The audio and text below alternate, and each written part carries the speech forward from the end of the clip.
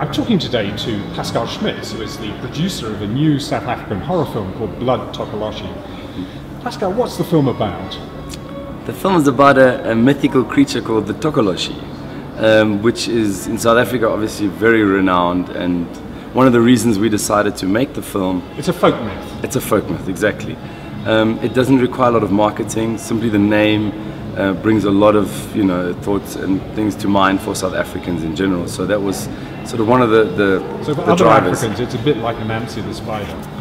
Kind of, yes. Yeah. We've had some American bloggers write about it. It's like people are curious what it is. It's a mixture between zombie and vampire and who knows what. But it's basically a creature that's created or conjured. So in this film, the witch doctor makes a Tokoloshe for somebody who wants one. And what it's made for is to bring material wealth and women to the antagonist in the film. So that's what a Tokoloshe is. It's kind of created from a person. So what's the story of the film then? The story of the film is this, the lead character, whose name is Msimbiti, and the actor's name, and he basically conjures a Tokoloshe through a witch doctor to get money and women. Yeah. And there's like 3 golden rules to the Tokoloshe. So he gets a calabash that he speaks the wish into, and the calabash cannot fill up to the baboon's tail with blood.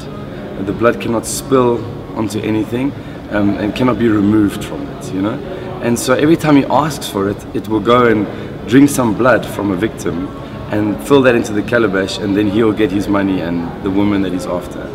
And then what happens is he basically gets to a point where it's nearly full and he can't make any more wishes, and then he meets the woman he really wants, He meets the woman that he falls in love with, that he's crazy about, and he tries to trick the Tokoloshe by drinking the blood out of the calabash with a straw and then making another wish, and the calabash then spills over and things go amok. So then the Tokoloshe starts killing the women he's had one by one, leading up to, of course, the main girl that he's fallen in love with. And when will the film be launched? The film is going to premiere at the Durban International Film Festival, and then we are looking at, we have an international sales agent, so we'll go to several horror-specific festivals internationally, and locally it's just a direct-to-DVD and television release. So we're not looking at a theatrical release. Horror does not work theatrically in South Africa. But the reason we did the film actually was to create a pipeline for supplying horror films internationally, because there's a big demand for sort of B-grade direct-to-DVD horror in the international field. And who is in the film that people would know? The actors are actually unknown actors. So this is a really zero-budget production. We didn't want to go through the rigmarole of raising the typical finance required. So in fact the film was done for such a minuscule budget that nobody of the main crew or cast were paid. And the premise of the production was that should the film work internationally, we can go into the sequel of it, because it's a franchise idea, so part 2, and then everybody would get paid and would have equity. And you worked in a township? We worked in Orange Farm, so the film was shot entirely on location in Orange Farm.